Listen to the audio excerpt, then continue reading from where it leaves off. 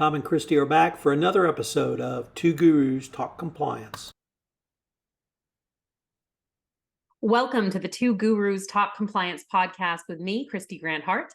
I'm here with the one and only Tom Fox, and this week we're covering the possibility of an international anti-bribery court, the excitement of the new data privacy framework, and the U.S. adequacy decision win, a new study that quantitatively proves that remote workers are more ethical than their in-office counterparts, and the adventures of Florida man running from police to find a Wi-Fi connection. What is that about? Stay tuned. But first, Tom, how has your week been, and what is the most interesting development?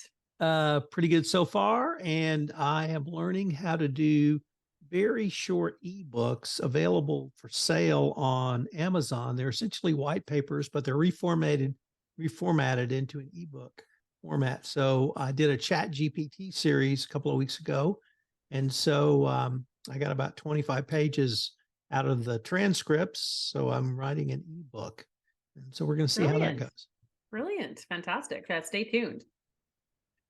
And I think my second children's book comes out this month. I want to do another interview for the blog. Brilliant. Love it. Yes. So, and yourself? I am finishing. I'm writing my next book too, by the way. It's going to go live on LinkedIn that we're actually writing it, and November 30th is the publication date. It's we'll talk all about it, but that's exciting too over here. Well, cool. So there was a really interesting article in the FCPA blog by Martin Kinney, and I don't know Martin, so I can't know that he's a curmudgeon. Much in the way of our good friend John May, but he writes curmudgeonly blog posts from time to time. And this one wasn't 100% curmudgeon, but it trended curmudgeon. And it was about an idea that's been bandied about of a world anti-corruption court. And Martin says that, and it came up again because the Labour Party, who is not in power in the United Kingdom, they're still in the minority, have come out in favor of the UK joining that type of body. And Martin really says, or Kinney says, that although it's certainly a noble idea, it has a lot of real world, real politics difficulties to be implemented. I would parenthetically note that the World Corruption Police is an idea that's been around for at least 5 years, maybe 10 years. And even the Global Anti-Corruption blog, which we're going to talk about a little bit later, they have cautioned against it. So this is not curmudgeonly only. This is some very well thought of commentators have pointed out the problems in this. And Martin, once again, he points them out from the court perspective, not the World Anti-Corruption Police. And the biggest problem is the countries that would respect this court and respect a ruling from this court are countries that already have robust anti-corruption laws. And those countries that either don't have anti-corruption laws or wouldn't respect them, it really doesn't matter if you get a judgment against them. They're just going to say, nano, nano, nano, nano. Or la, la, la, I can't hear you, Jeffrey. I don't know which, but that it will be very difficult to enforce a judgment in you name the corrupt country. Also, if we use the criminal court in The Hague, the war crimes court, as an example, the United States has never joined that. So query, would the United States ever join this type of court? My suspicion is no, we wouldn't. And that's administration agnostic prognostication. So he is correct that it is a noble idea. I'm loath to figure out a way to make it work in practice. But it's out there, and we've got the Labour Party saying they're for it. So I think that discussion will be engendered certainly as a part of the UK election run-up, and perhaps when Labour comes back into power, not if, we will get so my wife can't vote because she's an American citizen, so I don't have to negate her Tory vote. we will get some debate in the United Kingdom, but I just can't imagine the United States would ever join that. No, I mean, so when I was, for lack of a better word, doing a dissertation to graduate law school, I did it on the International Criminal Court and war crimes tribunals, as well as where within the United States judicial structure you can prosecute war crimes that happen internationally. So it's kind of a fixture of mine, something I'm fascinated by, and it worked relatively well with things like Yugoslavia, but it won't work and hasn't worked with other types of powers that won't join it and won't submit to its jurisdiction. So I see all kinds of problems with this, and I must say I kind of side with the curmudgeon on it. But I do think that it's a nice idea in theory, but that ultimately the DOJ and its work internationally and all of the different ways that regulators have come together in these big prosecutions, that's really the way of the future, and the sharing of the spoils, as it were, or the sharing of the recovery is really the best we're going to get in this perspective. And that's a great point, because I think we have seen incredible success around that.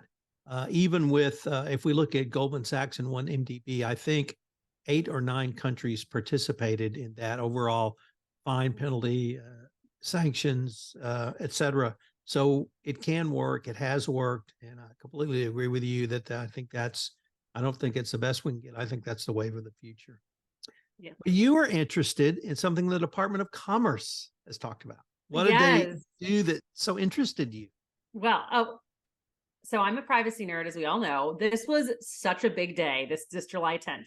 So the European Commission issued its adequacy decision, concluding that the United States ensures an adequate level of protection for personal data transferred from the EU to US companies under the new data protection framework. So we have been in this nightmare where there have been horrible contractual clause obligations, binding corporate rules, all kinds of nightmares to try to get data transferred to the United States without all of these hoops. And there's been multiple rounds of shooting this stuff down. We had Safe Harbor before, that was shot down. We had Privacy Shield, that was shot down.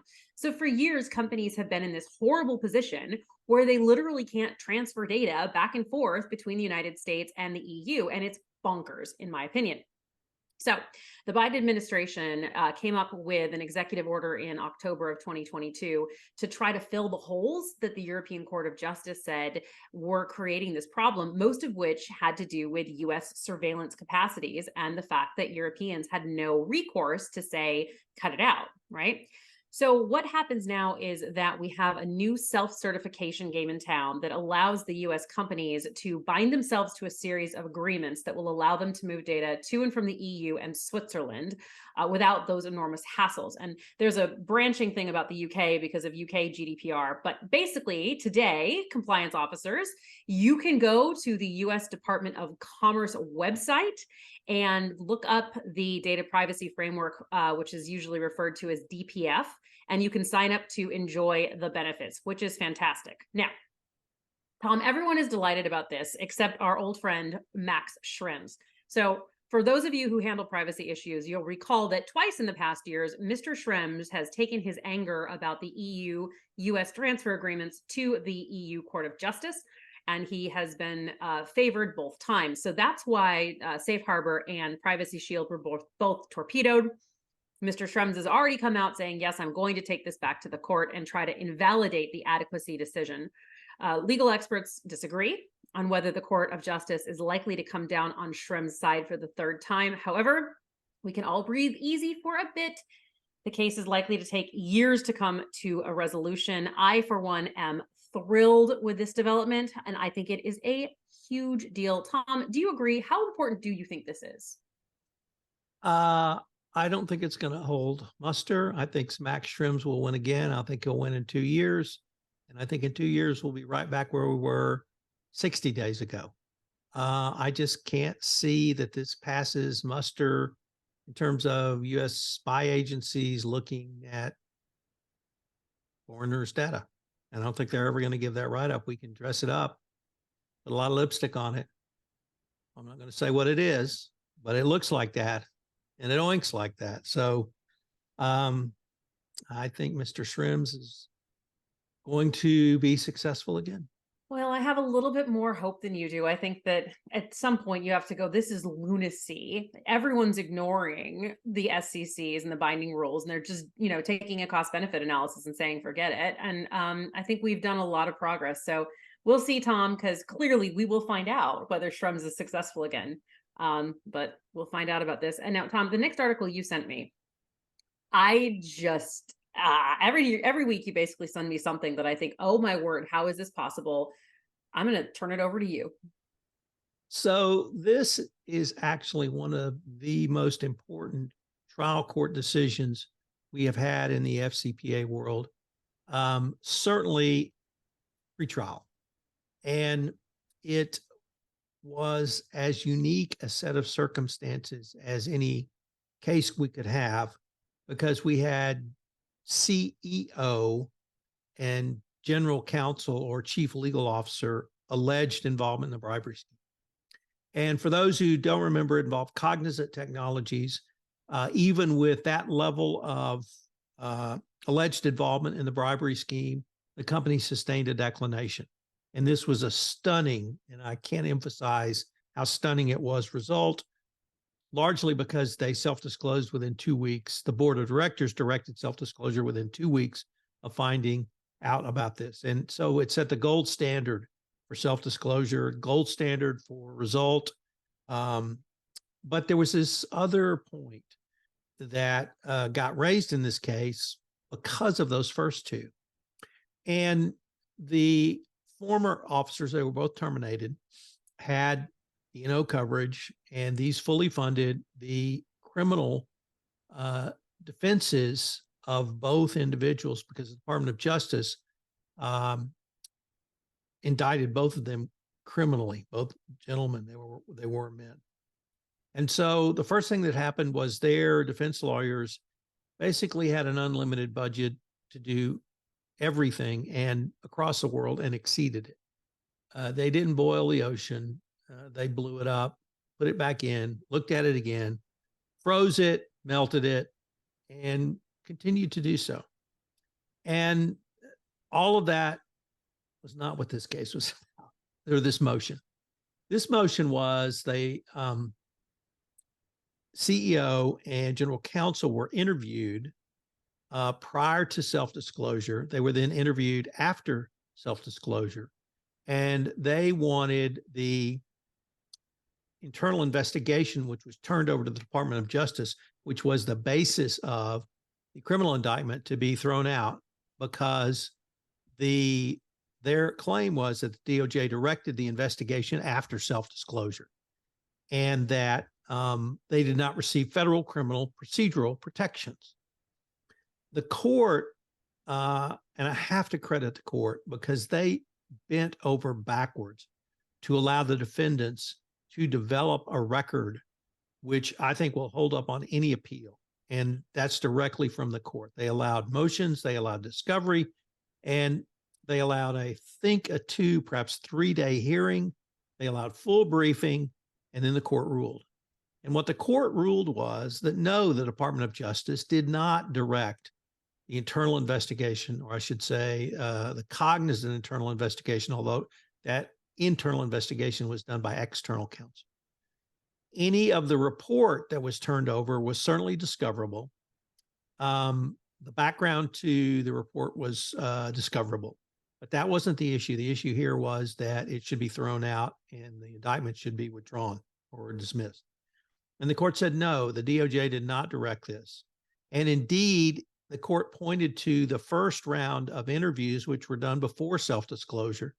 And the court said in those interviews, there was enough colorable claim for the DOJ to move forward.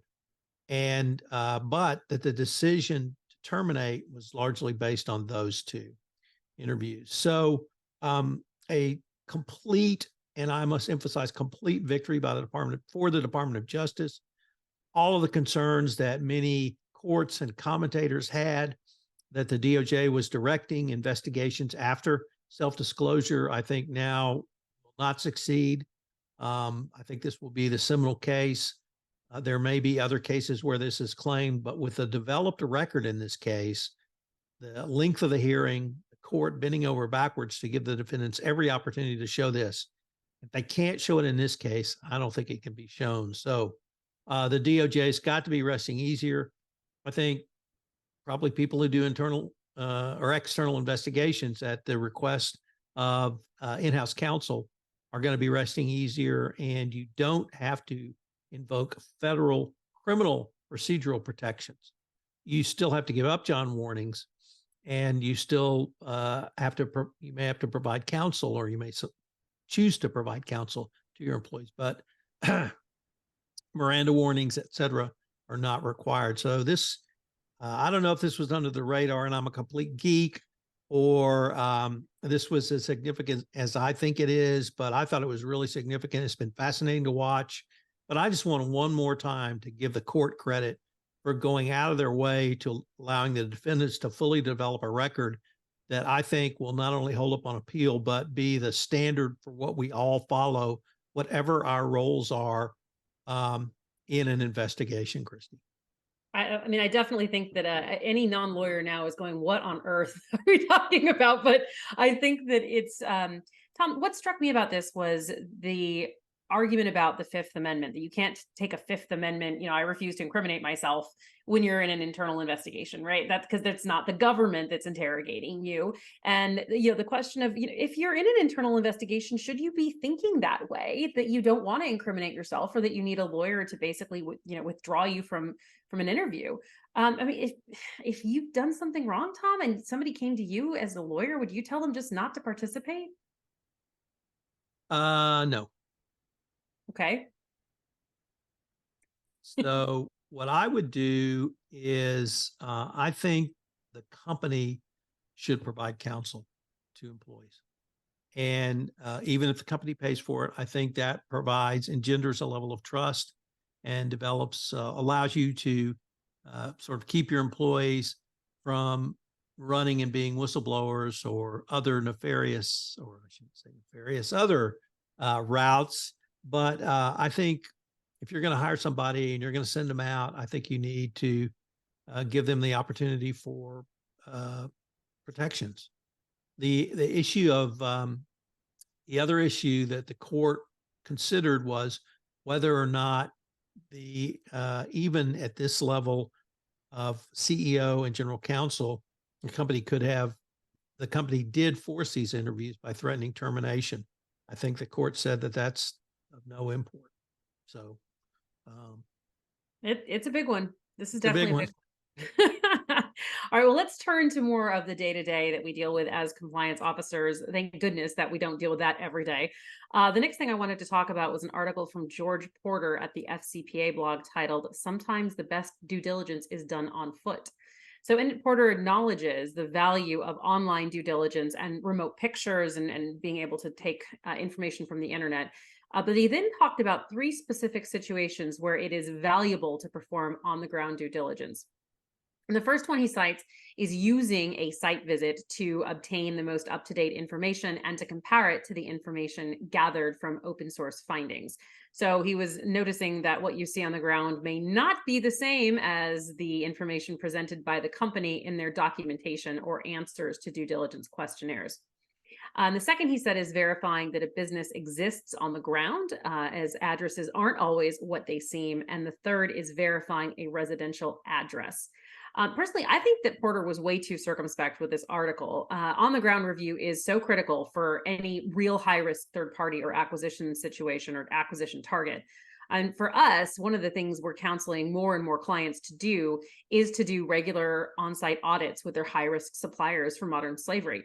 It's almost impossible to do a modern slavery review if you're not there looking at people or talking to them, because typically whatever the supplier says is going to be, we're great, the contract terms are great, no worries, everything's fine.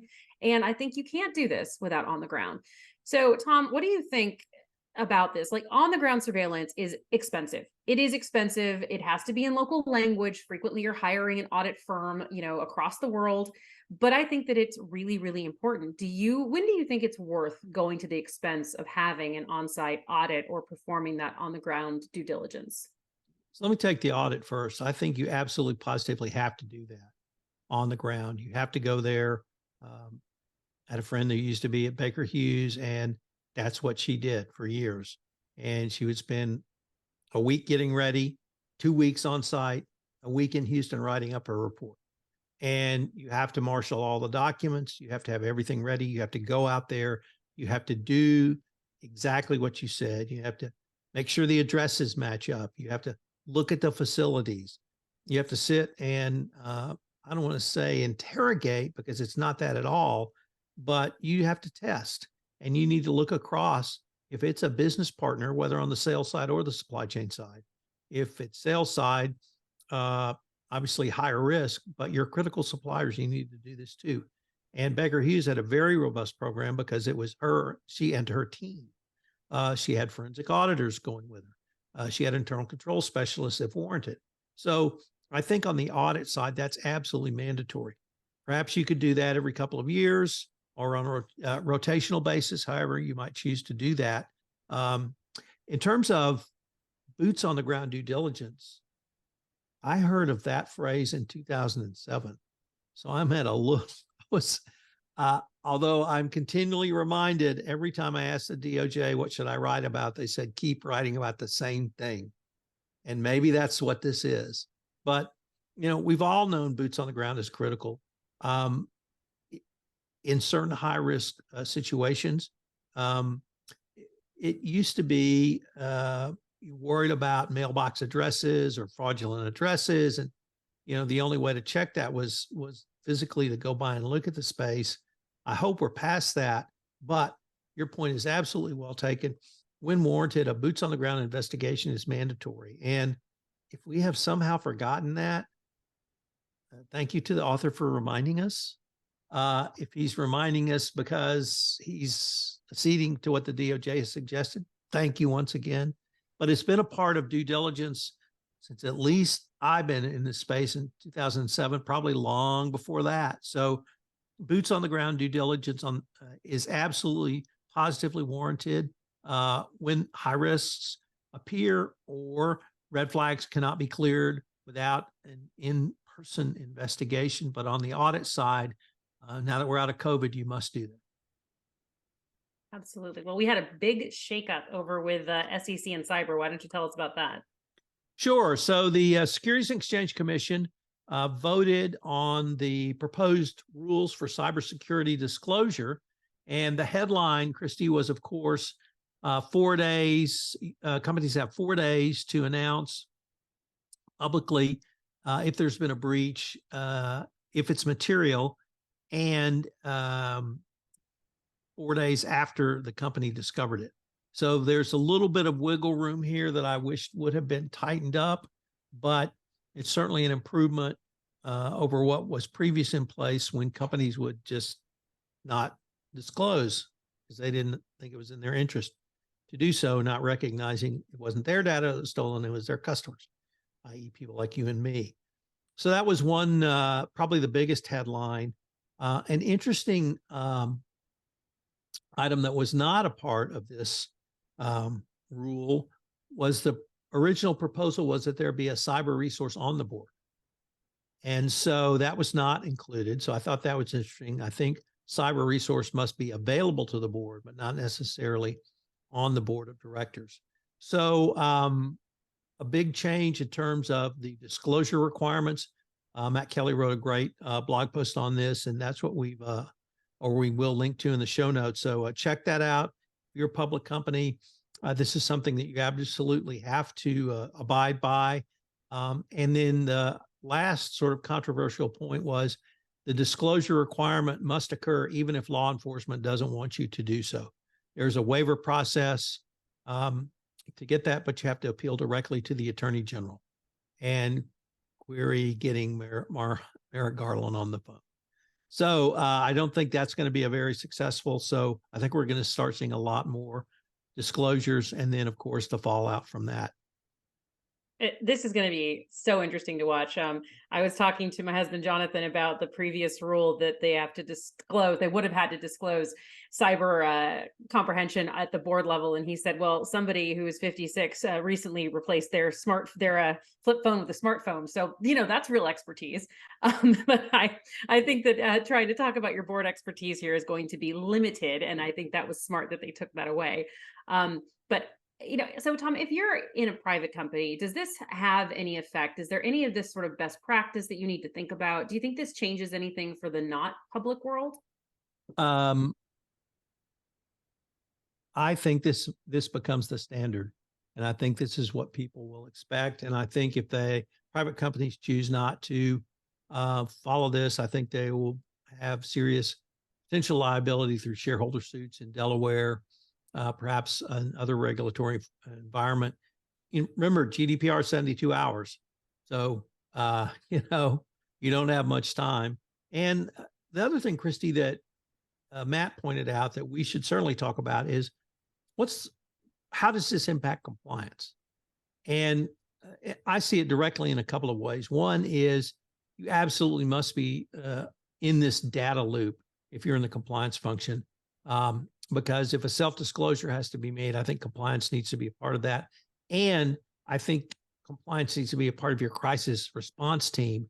If you don't have a crisis response team for a data breach, get one tomorrow after you listen to this podcast. You can contact Kristy, you can contact Jonathan Armstrong, you can contact a lot of people to get one. But a crisis response team to manage this is absolutely mandatory. In fact, Compliance Week wrote a series on a fictional compliance crisis response team and how they practiced it. Everybody had their role. They knew what to do, and they knew how to get out of the situation. So get your crisis response team up to par, do some scenario planning, and then practice. So when it does happen, you're ready. Practice tabletop at least annually. It's always in our reports. So all right, let's switch gears to remote workers and continuing in our theme of remote workers actually are a great idea and they're in fact more ethical. And there is a compelling new article that was in Fast Company titled "New Data Reveals That Remote Workers Are Likely More Ethical Than Their Office Counterparts, and Here's Why." Doesn't that make you want to read it? I was like, yes, please. So the article focuses on a peer-reviewed study in the European Financial Management Journal, and it followed bankers working from home and those in the office during the lockdown period in the UK. So very specific. That's why it could be peer-reviewed. They found that the traders working from home had approximately a 7.3% chance of misconduct alerts during that period, while their in-office traders had a 37.6 chance of misconduct alerts during the same period. I mean, that is literally more than a 1 in 3 chance of a misconduct alert for any of these traders, which is a little bit crazy. The researchers found that there were likely 2 reasons for this misconduct, and they're related. The first is confirmation bias. So in the office, if a trader hears inside information, which they are much more likely to hear whispered around, they are much more likely to act on it because they perceive everyone else to be doing it, especially as they're all sharing this information. If the trader is at home, frankly, they're much less likely to hear it because they're not there and are less willing or able to act on it. And the second reason is what they called status quo bias, which means the tendency of people to prefer things to stay the same rather than to deal with change. So the theory is that if the in-office workers are used to seeing their peers misbehave, then a shift toward ethical conduct could feel threatening or unusual, not in line with everyone else, creating their kind of social ostracizing. Whereas people working from home don't have that same challenge. So they aren't used to seeing misconduct all day, every day, and are therefore less likely to see misconduct as the status quo. The author ends the article stating that ethical behavior is what we should strive for, so we should support things like remote workers. Now, Tom, I worked on a financial crimes investigation with traders in the UK and Switzerland, and studying what we were looking for was manipulation in the LIBOR. So I must have read 1 million chat messages between traders on the Bloomberg server, and there was some seriously awful behavior going on. They were all in the office. Do you think it would have been different if they're working from home? I mean, is this because they're looking at the trader environment, or is this real that people simply act differently when they're home? Well, first of all, I was just I don't want to say stunned by this article, but it actually confirmed for me what I felt intuitively, and that the work from home environment can actually provide benefits and does provide benefits for your culture and doing business ethically and compliant. So, number one, kudos for that finding and for your pointing that out to our group. In terms of traders, I don't want to say it's only males, but largely males. And you put a bunch of boys together in that kind of environment, they tend to do stupid boy things. And maybe just, being at home with the taming influence of their wives will help them from being less stupid. But I just think they were more conscious of what they were doing.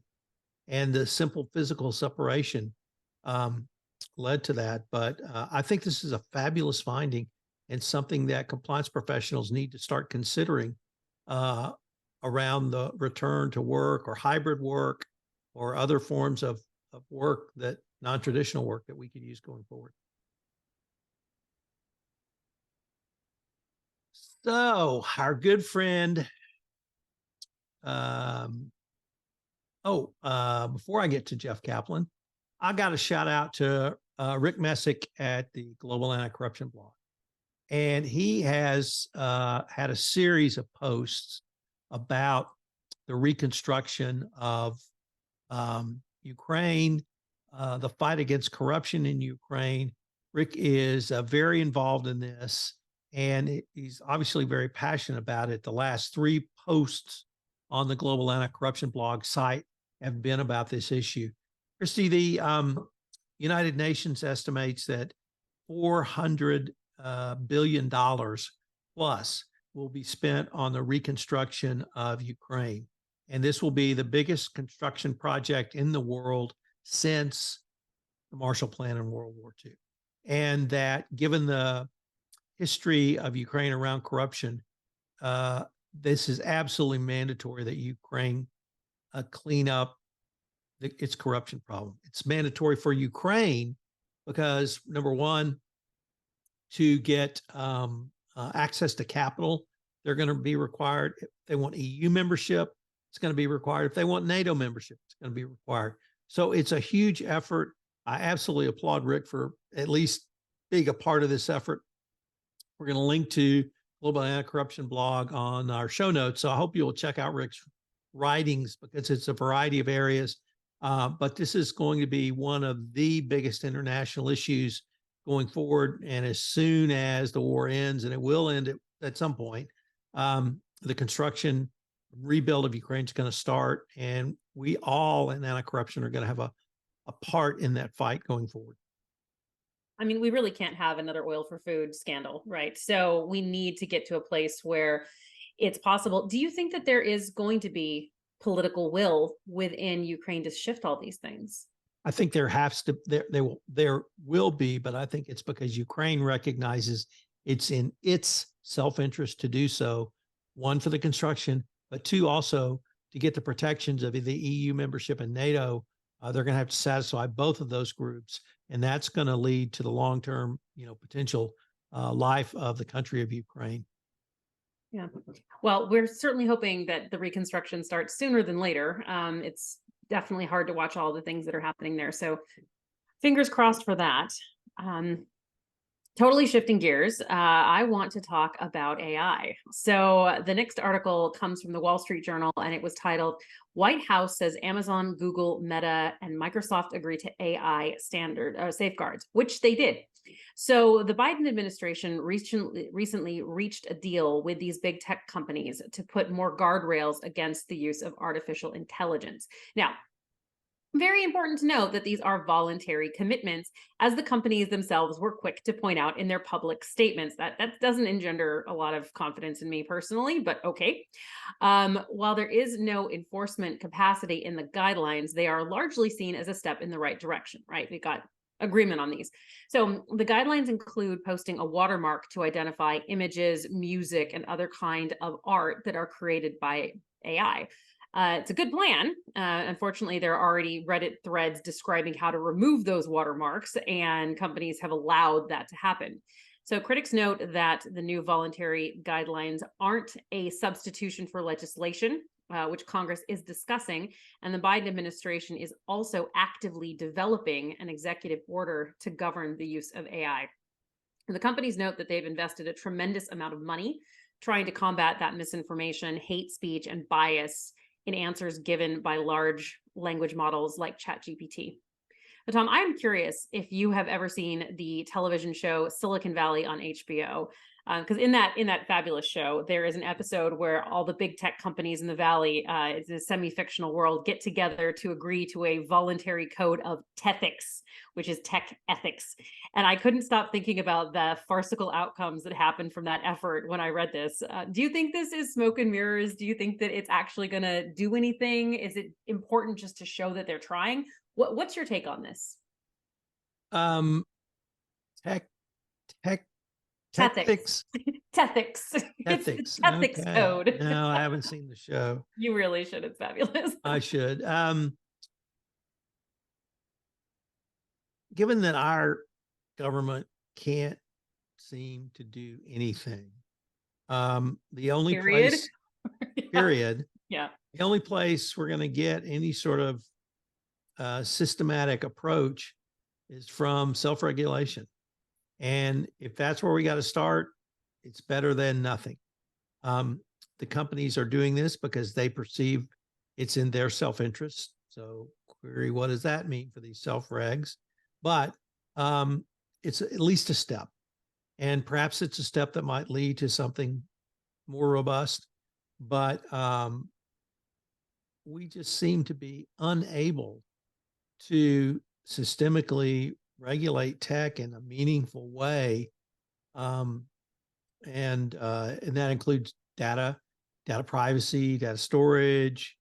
So I'm reluctant to think that these safeguards around AI are going to be very much, but for my little world, they're not going to impact me because I don't go over the line. Perfect. I like it. All right. Jeff Kaplan. If you don't know Jeff Kaplan, you should.